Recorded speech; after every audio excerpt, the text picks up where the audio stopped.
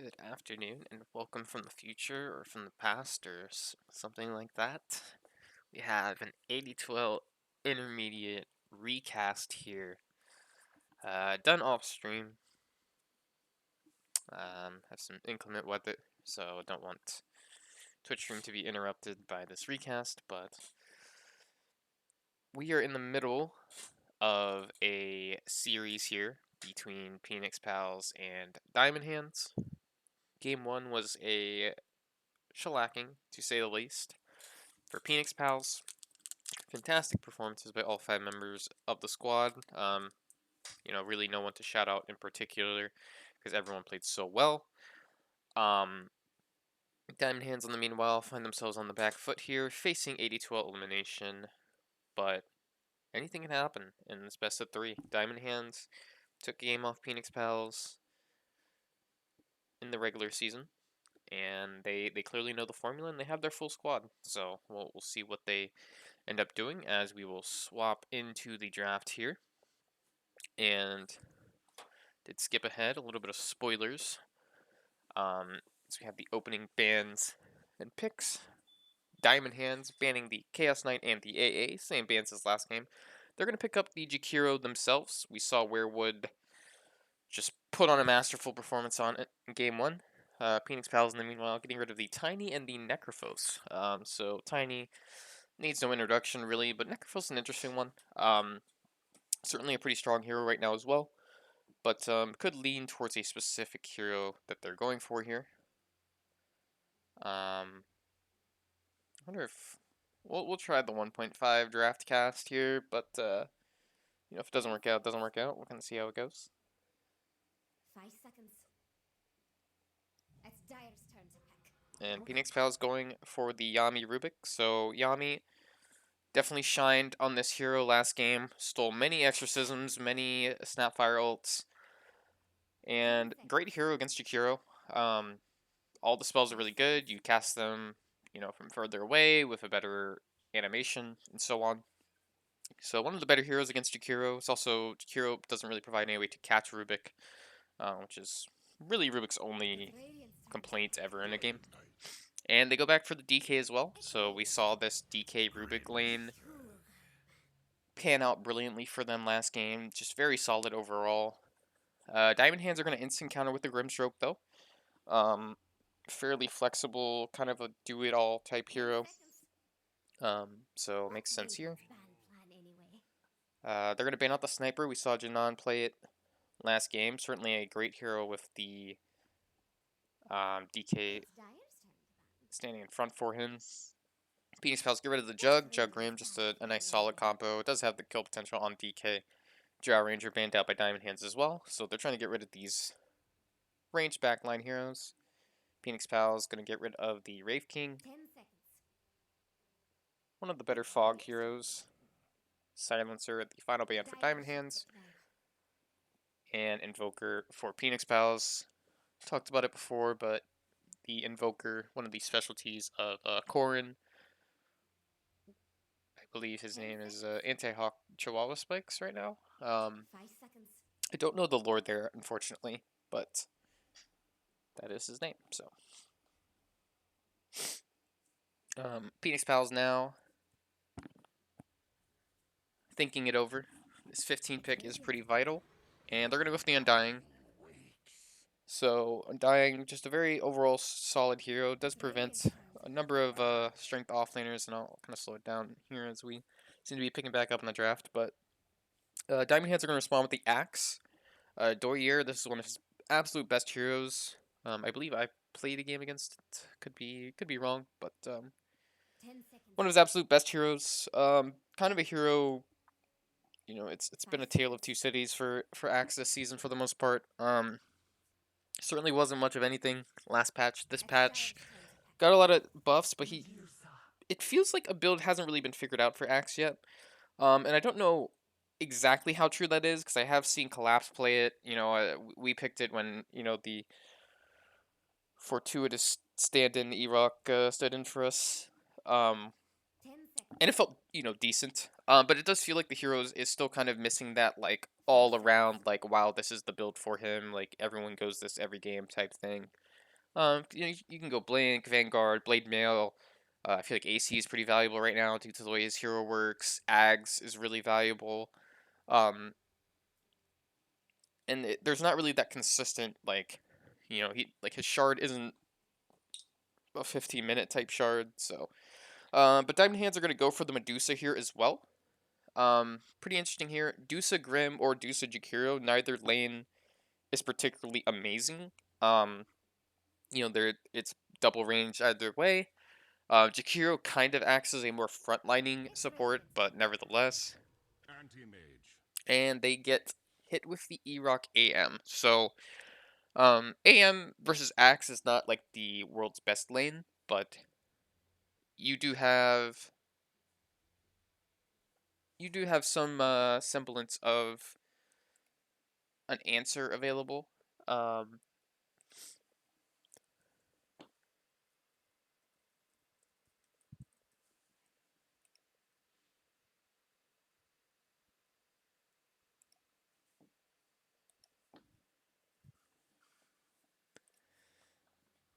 so you see the Storm Spirit banned out here, What's Radiant's ban plan anyway? trying to protect their back line, which admittedly is kind of just a Grimstroke right now. OD, the first ban for Peenix Pals, pretty good hero against DK. Just some nice consistent magic damage.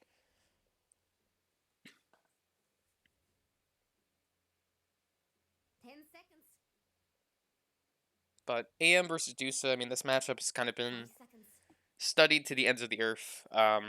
Generally speaking, it is AM favored. There are more nuances to it than that, though. AM is a hero that struggles heavily against physical damage.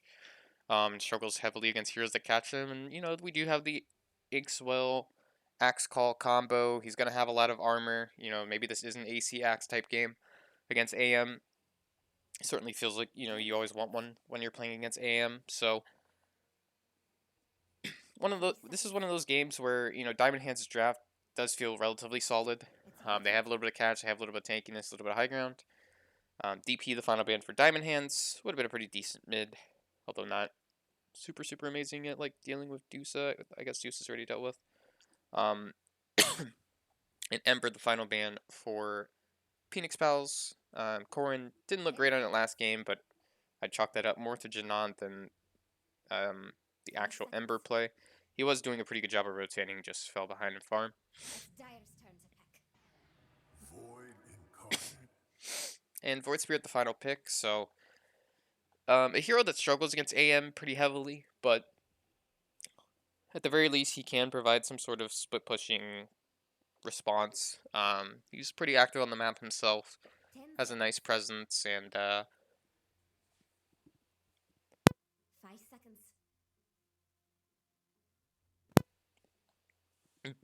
and he also can go items like Orchid, can go items like Ags. You're still gonna run out of mana at some point. You're still gonna get owned by some mana void type shenanigans, but of the heroes that AM counters, it's certainly not as one-sided as some people would portray it. I feel like Medusa and Void Spirit are both as similar in that regard. Like they have answers to AM, but you definitely prefer to be the AM.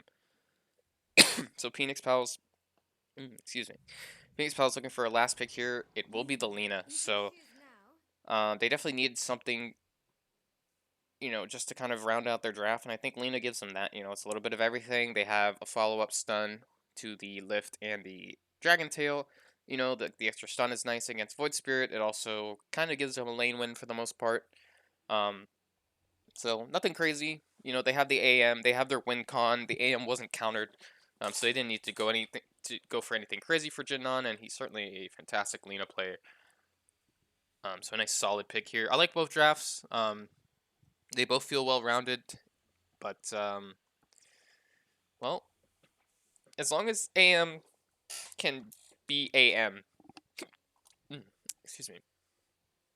Apparently, I'm doing this cast while like suddenly coughing and sneezing and hiccuping and stuff. So, but as long as AM can play the game that AM wants to play, this should be a Peenix Pals win. Might take a minute though. This high ground is very good from Diamond Hands as well, with the Dusa and like the threat of Axe Call and stuff. So looks like it will be Jakiro for Grimstroke. Actually, I say that, but Mr. Worldwide did play 4 last game, so maybe they are just swapping. I feel like Jakiro Dusa is a way better lane and Grimstroke Axe is a way better lane. So maybe I'm just wrong as to what positions they play. But, you know, wouldn't be the first time that I'm wrong.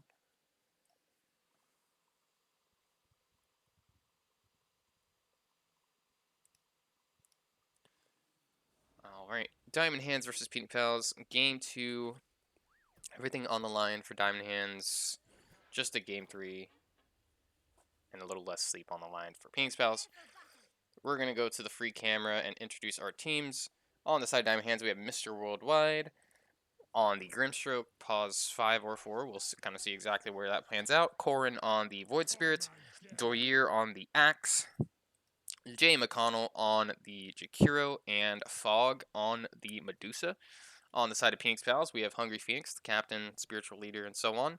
On the DK, once again, Yami also reprising the same role on the Rubik. We have Jidnon on the Lena, starting stick first, I like it. Werewood on the pause 5 Undying with triple mangoes. And last but not least, needs no introduction, but he's going to get one anyway. The Let's just skip the 30 seconds and get eminently started. robust E-Rock on the anti-mage here. Diamond Hands grouping here as 5 in the bottom rune area. They appear to just be getting 1 rune, which is the same as it was last game, if my memory serves. I have slept twice for multiple hours since game 1, but oh no, they are going to get both runes. Bringing some numbers here, so runes go 2 for 2. Or no, actually, runes go 3 for 1 in the favor of Diamond Hands. So a little bit of hesitancy from Werewood, I guess. They didn't know exactly how many heroes were where. So small lead here for Diamond Hands early. Corin with a nice little creep aggro. Back to his ranged. Gotta do it, you know. And messes up the right click, but gets the Resonant Pulse last hit nevertheless. E-Rock and Peenix Pals already accumulating a deny early on. And there we go. There's that deny for Void Spirit, so might get the level 2 first here in the mid lane. That's all I was watching it for. Yep, an early level lead here for Void Spirit. Up top, Doyer getting relatively low. And, well, a relatively stable, relatively boring lane down bottom, I'd imagine. As I say that, you know, I'm sure there'll be like 15 kills there. I did not see the Dota buff from this game. I mean, I do know the result, but everything else, all the other details, I am completely blind to. So this is live reaction, you know, fails video compilation or something like that. Corin sitting on 7 CS as Peenix Pals dies bottom.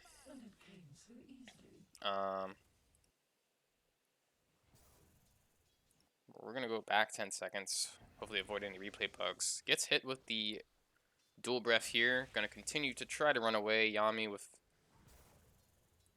the damage reduction. But Mystic Snake going to catch Peenix from downtown. Really, I did not know it had that long of a range. But the captain of Peenix Pals falls. An early deficit here for Peenix Pals. E-Rock, though, is sitting on 7 CS to Doyer's 3. So, at least one lane going right. Mid lane looking pretty even for both teams. Definitely not the dominating start we saw from Jidnon last game. Corin looking comfortable, looking good on the Void Spirit here so far. And Peenix is slowly recovering from his blunder there. Mr. Worldwide out of mana entirely, as is Doyer, but as is Werewood, he's actually going to get ran at. Does have the tomb available if he needs. And, oh, Courier in some trouble. Looks like the salve was what he got delivered. Doyer. Oh no, no, no, no, no. Werewood's carrier lives to fight another day? Will Werewood live to fight another day? Looks like yes for the time being. Radiant's courier is dead. Fog's courier though will go down to Yami. So you know, if you're a fan of animals and donkeys and stuff, this is not the cast to watch. That is for sure. Nevertheless, pretty even game so far. Only one kill. Jinan and Iraq leading the CS, but all three Diamond Hands cores not too far behind, and they do have that kill as well, putting things in their favor. Jinan with the wave pushed in, so this Nothing good early happens lead by for leaving Corrin too will little start to evaporate as he loses an entire wave under tower. Every creep you lose is like 2 denies. There's a Banana Slam Jamma quote. It's an important one too.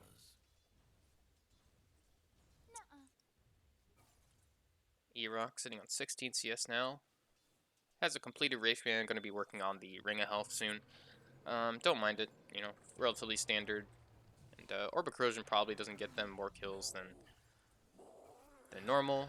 As Werewood goes down here, nice little connection by the axe to get the Battle Hunger off.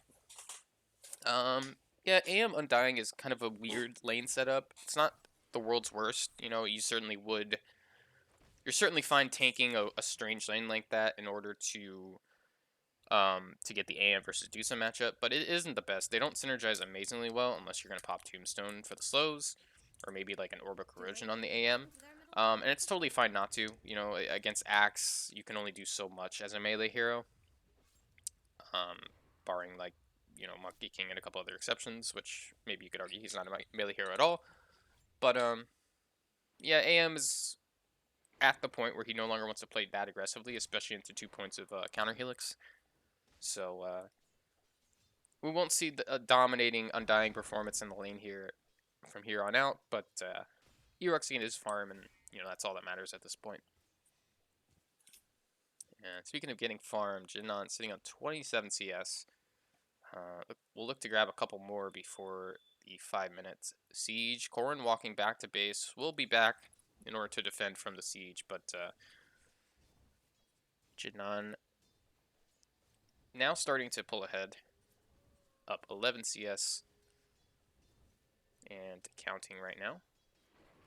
So you're continuing to run at E-Rock. Doesn't have either part of his Vanguard though. And oh, E-Rock actually going back for treads, so he's opted not to go for the Ring of Health. Werewood actually getting a little bit low to a couple of those spins. Does have 12 decay stacks though.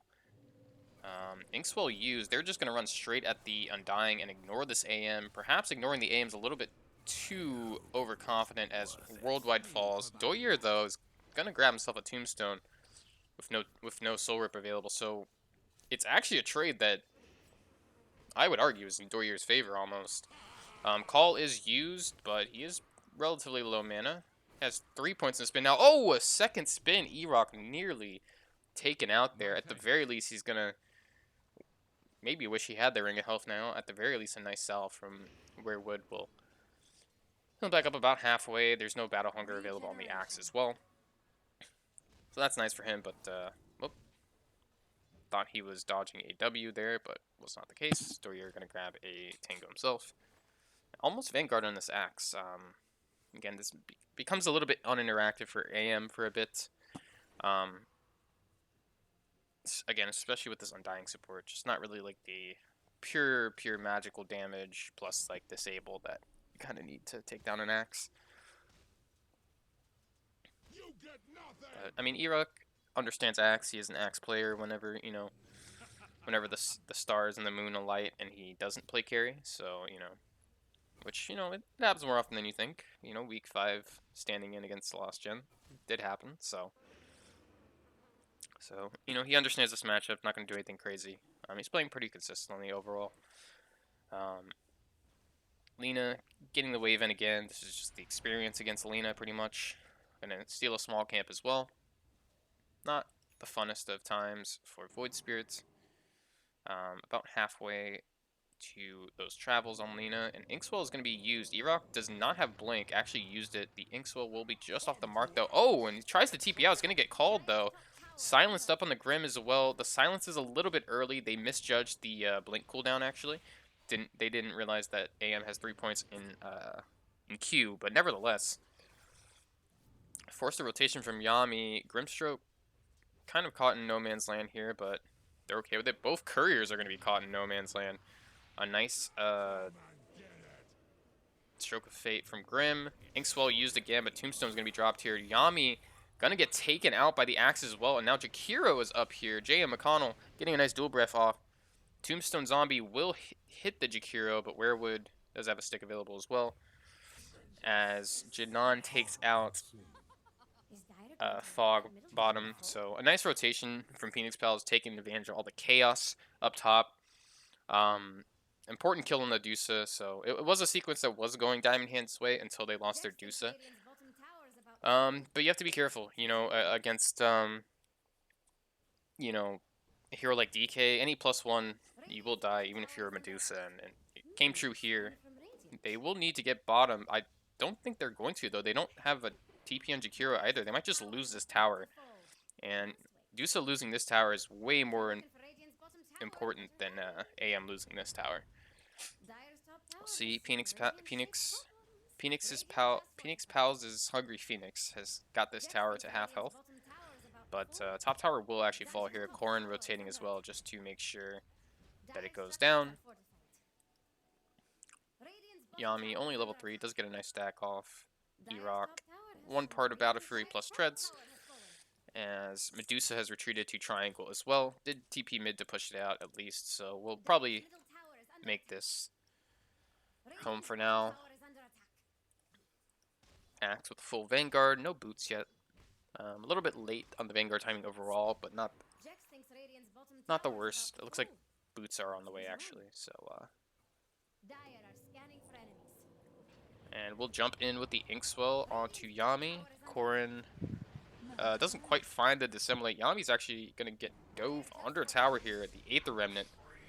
Will be enough. They do glyph, but everyone on Diamond Hands will be able to get out. That's the first dunk of the game for Axe. For those watching this replay who don't know how it works, you get armor for every kill of Culling Blade you get. It does actually scale retroactively as well, I believe. Yeah. So this will increase to 2 armor once he hits level 18, and you know, if he takes the talent at 25, it will increase to or at 20, it'll increase to 3. So a little bit of early armor, and of course Call gives you bonus armor as well. So nice start there for Doyer in the top lane. AM has already migrated down bottom, and again, this is what I mean when I say that AM likes having this tower dead much more than Dusa likes having this tower dead, because Dusa cannot farm up here no matter what. It's helpful for Axe, but Axe can kind of just exist even if this tower is dead, and that is not the case. Or rather, if this tower is dead, that means Dusa like can't really farm out here because she just dies to AM. Although Erock is perhaps arguably going to grief his own game by not farming backwards here. These camps were still available for him, and it definitely feels like if AM is not on top of the Dusa, then the Dusa doesn't actually mind there being an AM in the game. Which sounds kind of weird, as, whoops, we're going to go back, as I was talking about AM-Dusa matchup, and not the game. But, nevertheless, Erock is going to go back topside, as Peenix Pals look to collapse on this mid tower. So maybe not the worst of plays, just as a team map movement. They're going to stun up Void Spirit, who did use Dissimulate. He just pops instantly. Decay will actually take him out, and a follow-up kill from Jinan as well, using that Arcane Rune. They're going to TP in Jakiro, but this tower is quite dead, it appears. Tombstone is down and running at full speed. They actually missed the Ice Path as well, so Doyer going to be okay. The Vanguard stacks, but yeah, a bit of a mistake, but you can see here again, Dusa just caught, like, you know, is able to farm nevertheless.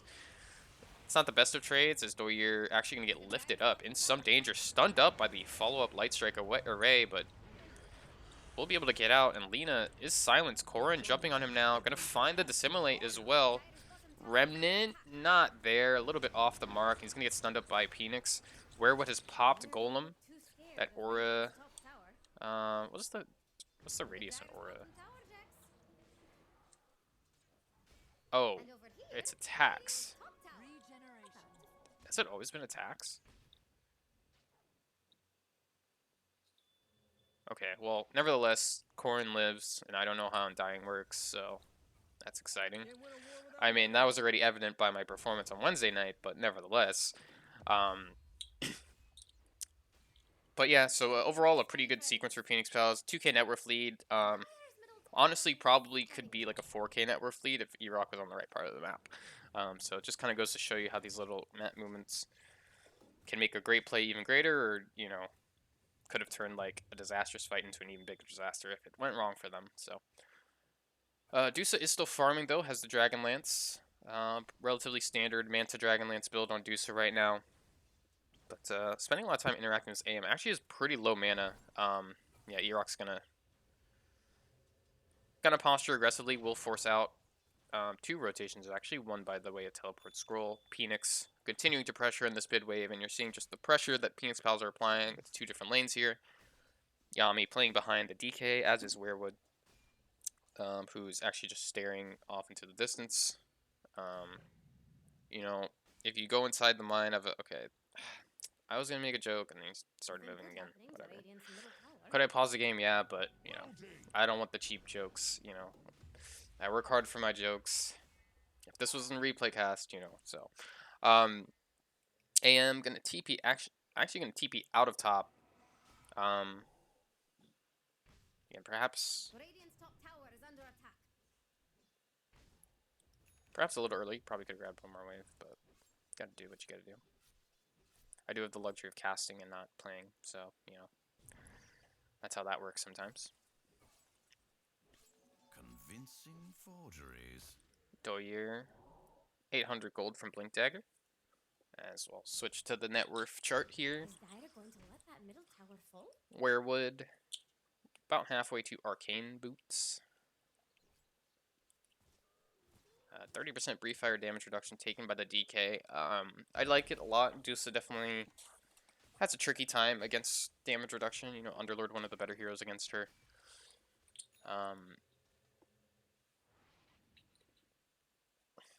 You know, it's actually kind of nuts that talent is that big.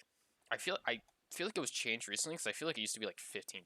Like, I feel like it's double. Like, half damage is pretty crazy. I mean, granted, Dusa will have a purge in Manta, but if you're purging Breathe Fire, it does feel a little bad, especially when there's, like, you know, a lot of Rubik things that you want to purge as well, like Battle Hunger and Dual Breath and so on. Is Dire going to let that middle tower fall? Well, nevertheless, E-Rock pushing in bottom. Actually is just getting the Battle Fury complete at 15:11, so definitely good timing with the treads and the Wraith Band, but not some otherworldly, you know, 10-minute no boots Battle Fury rush or whatever as it were, which was never an option for him this game. But they're gonna move together as 3, arguably 4 here. They are still a little bit of ways away from the Blink on Axe though, so maybe a little bit preemptive on this move here. Janan has Shadow Blade available, just pushed in the top wave, is out of Fiery Soul Stacks though, so this new change to Lina does change a lot of her kill potential. They are going to find a stun though. Follow up from Peenix will be there, and yeah, Fog is very dead. Well, sometimes DK is the setup stun, sometimes Lina is the setup stun. They have a lot of flexibility in how they make that work. A nice kill. They grab a tower off of it too. One of the strengths of DK, you know, he just pops ults, and if you get a kill, you get a tower off of it. It's a little bit more reliable than DK too, or DP. There's a lot of talk in the chat about it as well, in the AD2L chat today, but DK definitely feels like the better offlaner to DP. I do think mid DP has a little bit more options, but you kind of just need damage on DP. As Doyer lifted up, they are going to find Janan. The leash is up here from Grimstroke. They're both going to be silenced. A nice jump from Corrin as well. A lot of damage. Janan already falling. Tombstone will be dropped. Werewood getting a little bit low. The Golem is there, though. Silenced up onto Yami, as is Corrin.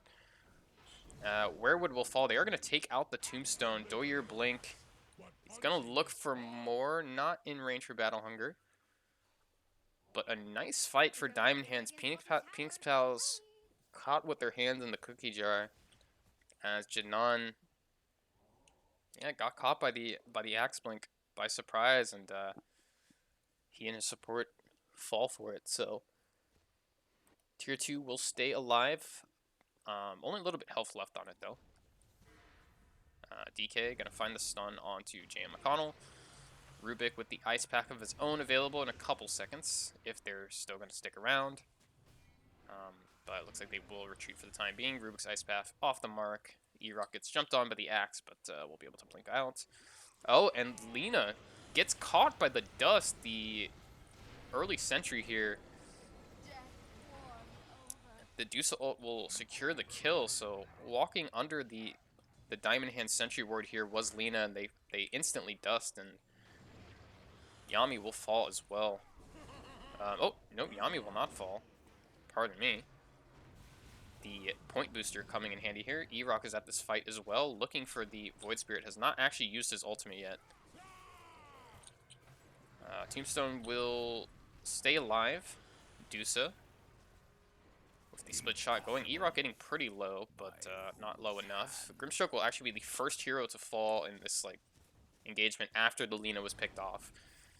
I thought for sure it'd be Yami, but nice expertise from him to stay alive there. Well, Dusa being active early, making things happen on the map. You know, you like to see it. Yeah, I mean, Diamond Hands are not going down without a fight, that is for sure. They are absolutely taking it to Peenix Pals right now where they can. Those two deaths for Jinnan definitely hurt his momentum, because he was pretty comfortably like 2k ahead of everyone, it felt like, and now he's just kind of like the standard Lena, slightly ahead of everyone. Doyer jumps in, gets caught by Rubik's Ice Path though. Grimstroke will fall here. Peenix out of mana, gonna get called up by Doyer. The Deuce ult's gonna be there, so Peenix will fall here. Killing spree for Doyer. That's his second Calling Blade kill. AM actually stunned up. The call will be off the mark, though. The Yasha move speed actually helping E-Rock out there a little bit as well. And J.M. McConnell going to get caught by the Laguna Blades. They will lose a follow-up support. Doyer in some trouble. The follow-up stun from Rubik is there. Double kill for Janan. A lot of action here. Lena will be out of mana, but well, it was looking good for Diamond Hands. They got the kill onto the DK, but they weren't able to convert it into additional kills. You know, and they thought they had the E-Rock AM, but he just walked away with the Yasha and worked to brilliant effect. Yami with that Ice Path, you know, as I said, Rubik, one of the better counters to Jakiro. You know, he just uses your spells way better than you from much further away, so. But action will simmer down. Dusa sitting on 3k gold, has not opted for the full Manta yet. Perhaps, I mean, I have to imagine you're either going Manta or Scotty, so. Okay, we'll actually send the Manta recipe to Side Shop. DK gonna wait until the Dusa leaves to interact with her, or to avoid interacting with her rather. Corrin with the Kaya, working on the Kaya Sange right now. I've seen a lot of different Void Spirit builds this patch. It definitely appears that Spell Amp and trying to get as much damage off as possible is the way to go to some degree. You know, people like take both the left talents, you know, the right, obviously the Spell Amp talent, and they get stuff like Dagon and E-Blade and so on. So the Kaya Sange does seem a little exploratory, I guess. He can always convert it to a halberd later, like a halberd and an E-Blade though. So smoked up here on the side Diamond Hands. Peenix will be the one farming. We'll see if he's the one to fall though. It looks like they don't want to jump on the DK specifically. Lena Shadow Bladed down into the lane. Ice Path will be there. They're gonna jump on the AM on the Void Spirit rather. The Manta Illusions though, a lot of action going on. They're not able to catch the AM, and Janan and Peenix are able to find both supports. Corrin just barely getting out, but not the engage they wanted to find. Void Spirit just does not really have the damage to deal with Anti-Mage. One of the reasons the hero's so good against Void Spirit, you know, this like full magic build won't really do that much to AM. That's always been the case since the hero's been released. Like Void Spirit's been a more magic damage focused hero. Yeah, they weren't able to find the jump they wanted. They are gonna pressure this bot tower. They don't have a glyph available as well, so it looks like it will just fall. Lina, again, like, so weird with the new Fiery Soul. Like, unable to get stacks at all, so... Old patch, Lina would have taken this tower, like, 8 seconds ago. But, that'll be the difference between them taking the tower, so... Lina, Shadow Bladed up, does have 4 Fiery Soul stacks. Yeah, and I think 7... Roughly speaking, like, it went from 3 to 7, but it's basically like 1... It's basically like 1.8 of the... Or not 1.8, like 0.8 of the old stacks. Because I think 7 stacks is like slightly more or something like that. Or maybe not. I have no idea. I don't know. That's a lot of math. I'm not sure. But 7 stacks is roughly equivalent to the old 3 stacks. So. DK pushing in top wave. You know, this DK shard has been, you know, perhaps even underrated in how much it's been talked about. I mean, I mentioned it briefly in the last cast, which was literally a day ago, so, you know, whatever. But,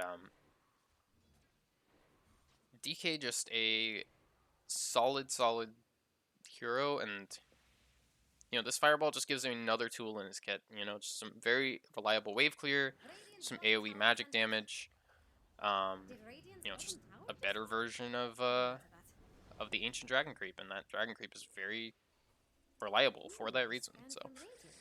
Smoked up onto Diamond Hands, though. Radiant will scan the area. They don't find anyone immediately, it appears, but Void Spirit would be the one to jump. They're going to find a DK and an Undying. Neither hero is the easiest of kills. Similarly, not there as well. Lina actually taunted, but it's not like a... I think it's a forced movement, not a taunt. It just says taunt on the screen. If it was an attacking taunt, then she would have been broken from her invis. Full Silver Edge there, actually almost complete with the BKB as well. Peenix, 1 piece from his BKB. Also, Rubik has a full Ags. This is like the greedier pause for Rubik build, but certainly works wonders. Although right now he only has 0 spells, so we'll need to start on that train. Axe actually has a pretty decent spell in the form of Battle Hunger, if he so chooses. I guess it's not as good on Rubik anymore because you need armor for it, but if you're against an Axe and a Morphling, you know. Oh, Doyer does not find the go he wants immediately, but will find the Lina. Tombstone is dropped. Macropyre, a lot of stuff on the ground. The Rubik Macropyre is going to be there as well if you see the much longer cast range on it. Double kill for Doyer, though. Takes out both Peenix and Janon very early into this fight. Werewood in some trouble as well. The Tombstone's down, but that's really all Peenix Pals got out of that. Do have E-Rock farming still. They also took out a Grimstroke, but it's a 3k net worth Grimstroke, not that valuable. So up to 4 kills, up to 6 armor on this axe. Number will keep on climbing. I would definitely like to see an AC this game. I feel like Lotus Orb does not deal with Anti-Mage, and they need a way to deal with Anti-Mage because none of their heroes do it. But, you know, like if you... I feel like personally, if you have your Ag Shard, you steal 7 armor and like gain it too, which doesn't matter as much technically speaking because AM's not like 1000% physical damage, but I mean it matters. Whatever, not the point.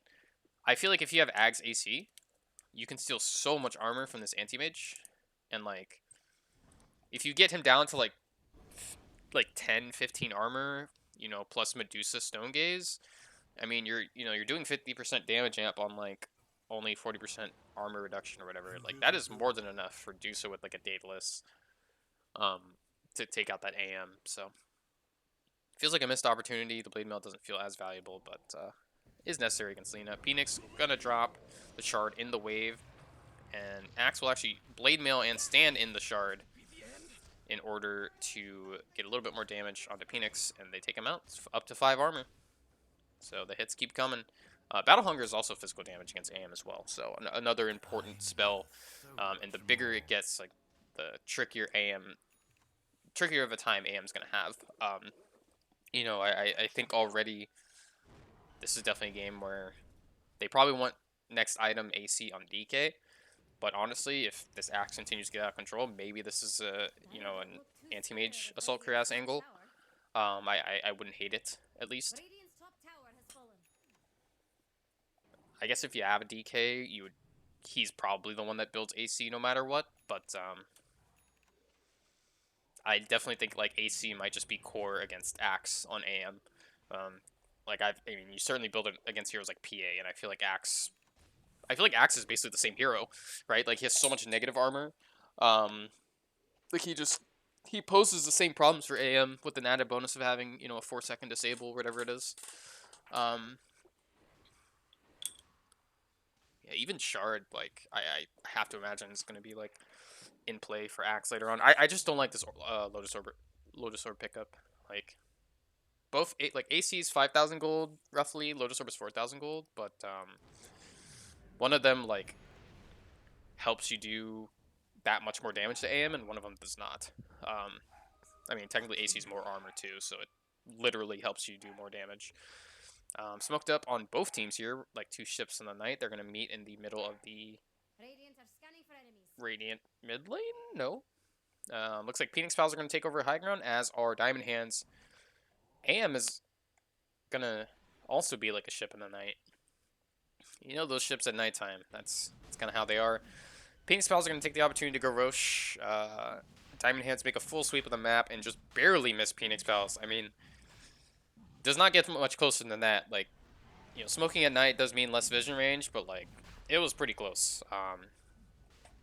Few units in either direction, and both teams would have saw each other. Instead, Peenix Pal is going to secure Roche, so they have that Ags macro pyre from Rubik. That was their last use of the macro pyre, at least for now, but E-Rock will be able to grab that Aegis. Has a full Scotty, going to work on the BKB next item. But, yeah, no answer to the physical damage right now.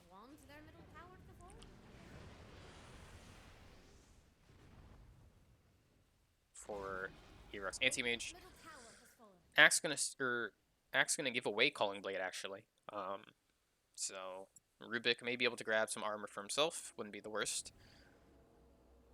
They will take this outpost back on the side of Peenix Pals after securing the mid tower. So no tier 2s left in the game for the Radiants, but again, they have this Deuce of high ground. We're 30 minutes in, 9k up on Peenix Pals. Not enough to significantly affect things. And we'll kind of see. I mean, this might honestly just be a farming Aegis for Peenix Pals. They have a BKB coming out on DK, but they have no AC. They won't for a while. Boots of Bearing are complete on Undying. Yami working on the Shard, but won't be there right away. Lina actually going back for the Dragonlance, which I like. Kind of perhaps prepping for the attack range timing at level 25. Definitely pretty valuable against a hero like Dusa. Dusa struggles against very long range heroes. One of the reasons why she struggles against Sniper.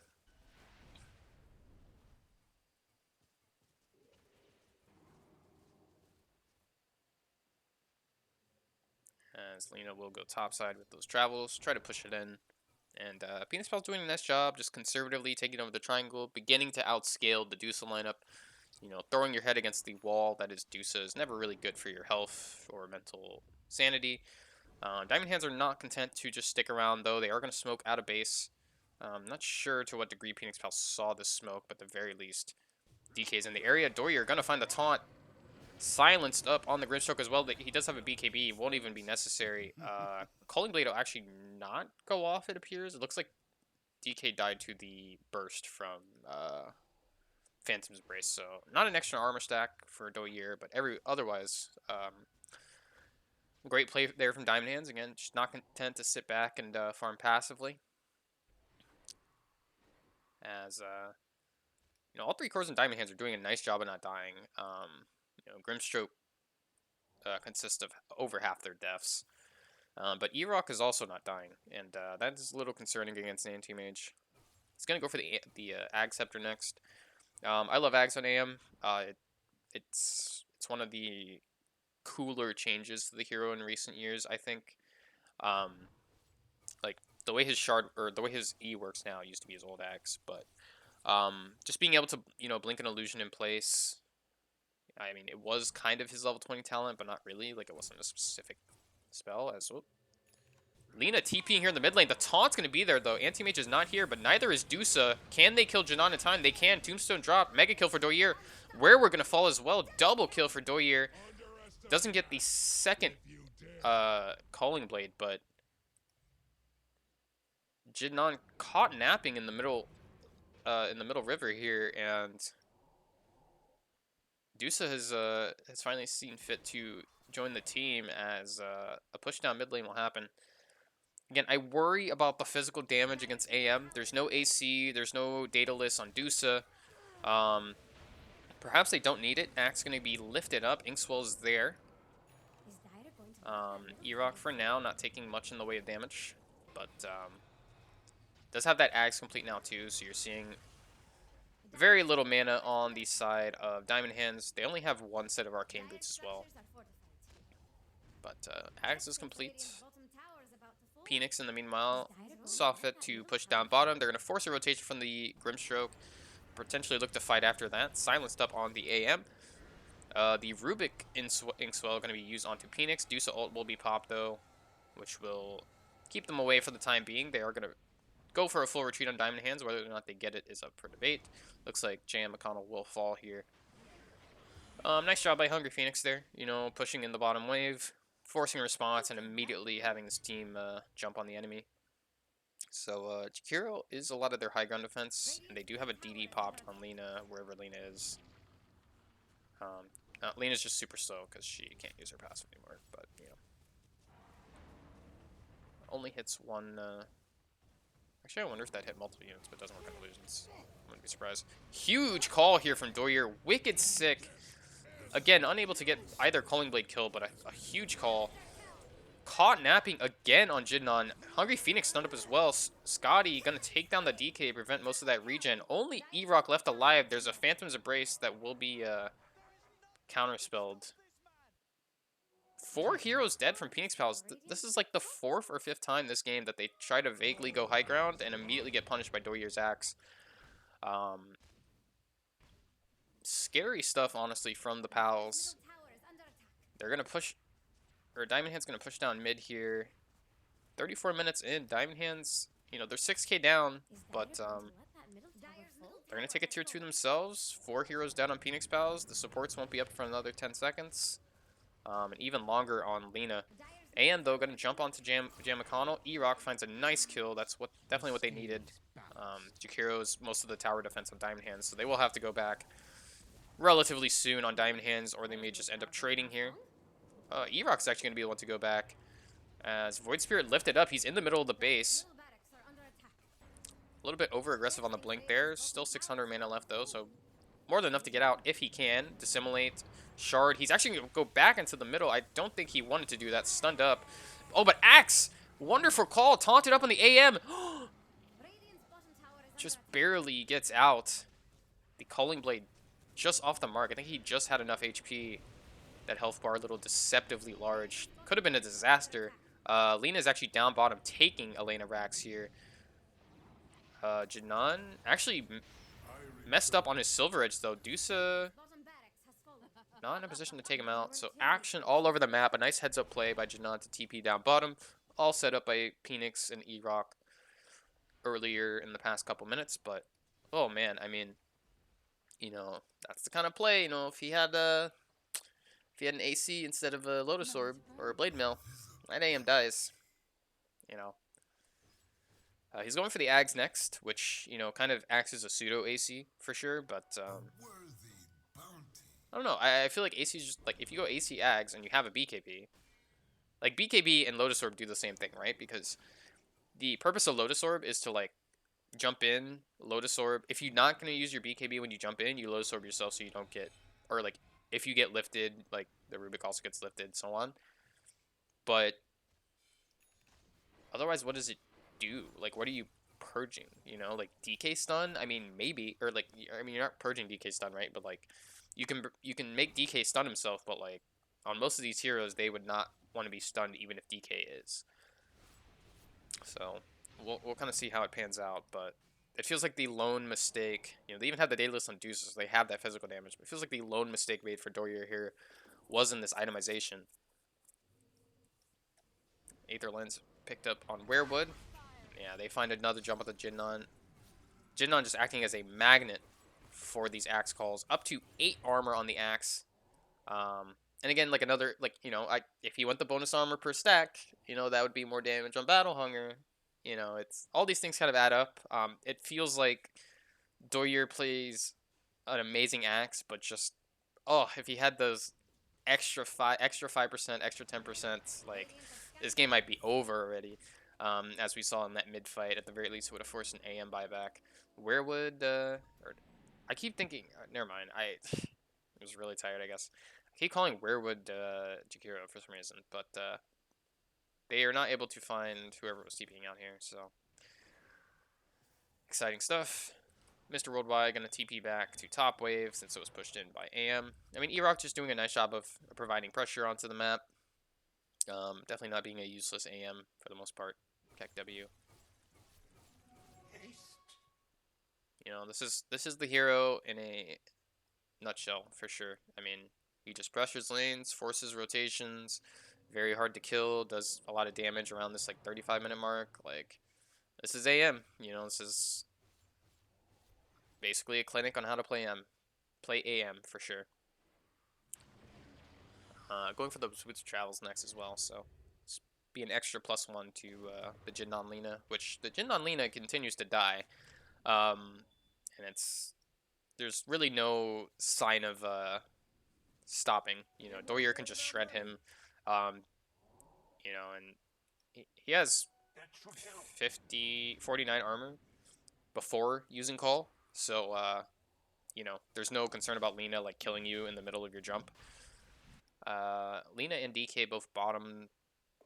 Gonna look to pressure the bottom Rex. Roshan is up as well, so Diamond Hands are gonna have to make a decision here.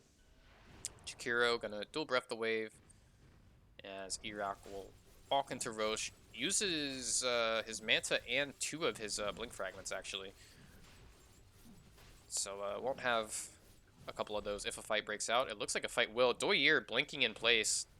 Wait, no, that was a flicker. Never mind. Lotus Orb here is going to be BKB'd up as well. Stunned up, actually, due to the Inkswell onto E-Rock. Leashed by the Grimstroke. DK going to BKB as well. Dusa does pop ulti, but won't catch anyone with it. And not the jump Diamond Hands wanted. As it looks like they'll just be able to take Roche. This is Shard Roshan as well. Oh, Doyer with a nice find, but stunned up by the DK. He has no more BKB. He's actually just going to fall to Jinnon. Korin actually gets the Roche kill, but AM will get both items. As Jakiro falls here as well. AM will get both items. We'll get both items eventually. And they take out Grimstroke as well. Dusa, the lone hero left alive. AM will pick up both items here. And there'll be a buyback from Void Sphere, but yeah, just wasn't the initiation that Diamond Hands quite wanted. They jumped on the AM, but again, they just don't have the damage to kill him, right? They don't have this heavy physical damage. They don't have, you know, like reliable burst. It's just very like consistent DOT, like so on. And their Dusa was just not in a position to follow up on the axe. They do have a buyback on Grimstroke here, but second Ranger axe will fall. Irek actually getting very low to the Dusa right clicks. Again, like one of the only strengths of Dusa in this matchup is just the absurd amount of damage she reduces. And Iraq will blink away to safety. There's a couple pieces from the Ags as well on Dusa, which is definitely one of the ways you deal with Anti-Mage. This Ag Shard will be picked up by Anti-Mage. Actually stunned up on Lina, but the Rubik save will be there. So 2 lanes down. There is still a lane in play though, and they do still have this Doyer axe. Does have the complete ags at least. That's a step in the right direction towards getting what he needs. Oh my god, how do you go Shivas and not AC? I don't know if he'll get the chance to get either item, but what? Why would you go Shivas? Jesus. AC is literally like a second version of your axe, and no one else on your team is going it. I don't know. I guess it's the lone mistake, but sometimes little mistakes like that can cost everything. Elimination is in play here for Diamond Hands if they can't find a way to pull this game back. But it'll start with plays like this for sure. They're going to find Rubik. DK Shard is there, though. They're going to leash up the DK, but he is BKB'd. Grimstroke in some trouble. Doyer going to find a nice call, though. E-Rock very low. Going to die for the first time to the Dusa. A double stun here. DK stunned up on the Lotus Orb. Will fall. Werewood in some trouble as well now. Inkswell will take him out. Tombstone going to fall as well. 2 dead on the side of Peenix Pals. I think... Did Rubik buy back? I don't see the... Maybe that fight was just really long. Yeah, he did, okay. It didn't show up on the side, but Rubik did buy back. Yeah, it starts with fights like that, for sure. That'll take out 5k from the Peenix Pals lead, but E-Rock is top. They are going to threaten the tower here. Someone on Diamond Hands is going to have to come back, unfortunately for them. Or E-Rock will just take the base. It looks like they're going to kind of threaten to end. They're going to find Jinnan with the call. He's stunned up. The lift from Rubik will save him temporarily. The BKB is going to be there, though. Leashed up. Silenced up now, though, on Jinnan. The Silver Edge going to be there. Prevent the calls. That is Axe on the deck. E-Rock is taking top of the meanwhile. A couple buybacks from Peenix Pals, and they're buying back in their base. Void Spirit going to fall. That's his dieback. Axe actually gets AM down bottom. But he is going to buy back himself, and Dusa, no mana in no man's land. Jakiro might be a follow-up death here as well. Ooh, and the sequence looked so good. They forced buybacks. Even got the AM kill topside. But, I mean, they're going to have to buy back Dusa, Jakiro, and that likely won't be enough with Grim and Void Spirit dead for so long. Doyer sitting on 9 armor now, or 9 stacks of Calling Blade rather, 18 extra armor. AM will fall as shown there. I mean, I didn't show it, and I could go back in time and watch it, but that would not be realistic to a real cast. So Kappa. But yeah, they do take out a range Rex on Diamond Hands, lost in all that chaos. But the Silver Edge on Axe just enough to deal with them. It's gonna be the buyback on JM McConnell now. Oh, and Doyer lifted up. That's his dieback. BKB, massive PKB in the inventory there. Just not the jump he wanted. Peenix had a DD that whole time as well, finishing up an AC himself as well, which will well, if this game were, well, we'll see if this game goes on actually. Stunned up on the Dusa. Gonna be sitting in some damage. E-Rock is stunned up though as well. They will lose their final mid tower. All waves pushing in right now. But Dusa trying, losing all mana, but trying. Jinnan gonna BKB up. The first 4 staff will be there. Do they have a second to save? They do not. Dusa on the deck for 2 minutes. And the beginning of the end is spelled here for Diamond Hands. E-Rock gonna find a follow-up jump as Jinnan grabs the mega kill and a triple kill for Jinnan. GG is called. Peenix Pals. It was not the game 1 performance that they wanted, or that they showed, but they found a way to win it. They made some mistakes. They'll definitely have to go back to the drawing board in this regard, but it's at the end of the day, it's a Peenix Pals victory. They're moving on. Spoilers, we wouldn't have known this if we casted last night, but they will be playing Lost Gen in the lower bracket, I don't know, quarterfinals or something, or I guess quarterfinals. In the lower bracket quarterfinals. I mean, Doyer left it all out on the court today. I had I had my criticisms about the itemization. I do think they proved the difference in this one in preventing a game 3, but I mean, what can be said about that axe beyond just the efficiency of the calls? Found most of the jumps he needed. You can't hit all the calls. You can't hit all the initiations, but found most of the jumps he needed. Fog did a nice job of recovering and playing a tricky matchup, but you know, E-Rock, even in a bad matchup, is going to put up a performance like this, and in a preferable matchup, well, he's going to put up 777 GPM, 500 last hits, and generally just be an overall menace. So yeah, wonderful performance from Peenix Pals. A nice show of determination and fight on the side of Diamond Hands. I may have said one of those two team names twice, but whatever. But yeah, it was a wonderful series to cast. Congratulations to Peenix Pals for moving on.